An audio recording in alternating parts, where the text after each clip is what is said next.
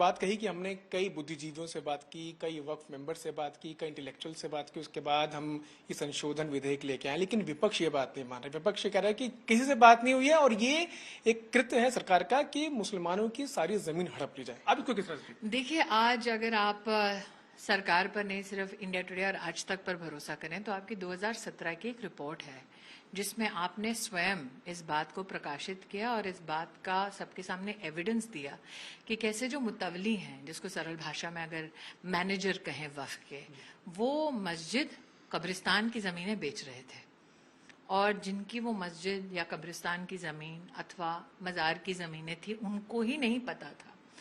आप ही की रिपोर्ट में इस बात को दर्शाया गया कि कैसे वो मुतवली, वो मैनेजर्स बोर्ड के किसी मेंबर के साथ सांठगांठ करके जो ट्रस्ट की जो प्रॉपर्टीज हैं वक्फ की, वो सारी की सारी ब्लैक मनी में बेच रहे थे।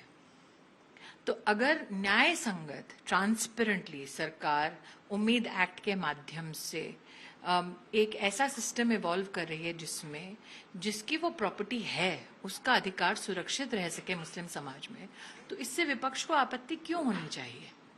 आज जो अमेंडमेंट सरकार ने प्रस्तुत किए उसमें कई विषय थे।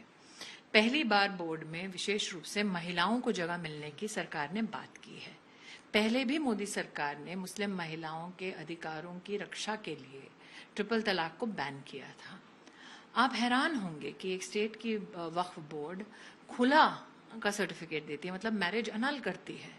ट्रिपल तलाक के बैन के बाद कई महिलाओं की ये रिपोर्ट मीडिया एजेंसी में आई है, प्रकाशित हुई है कि कुछ पुरुष महिलाओं को छोड़ने के लिए अपनी शादी में अनलमेंट, जिसको अंग्रेजी में कहते हैं खुला, वो बोर्ड से करवा रहे थे और महिलाएं दरबदर भटक रही थी क्योंकि वो चाहती थी कि जो कानूनी प्रावधान है उसका उल्लंघन ना हो।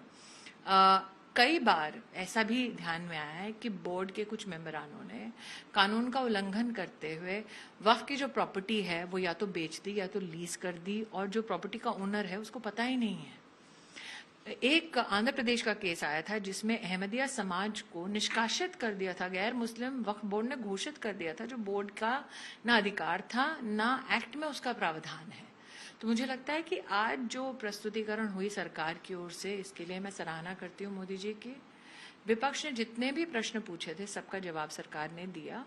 तब भी बिल को एक कोलैबोरेटिव डेमोक्रेसी के एक बहुत बड़े मुझे लगता है इंडिकेशन के साथ जेपीसी गठन करना, ये भी एक अभिनंदनीय कदम है सरकार द्वारा। दो चीजें बड़ी आज विपक्ष ने कही कि आप कलेक्टर को कैसे फाइनल अथॉरिटी मान सकते हैं। मुझे बताइए कि अगर आपकी जमीन आपके गृह जिले में है, उसकी सर्टिफिकेशन या उसकी पुष्टि कौन करेगा?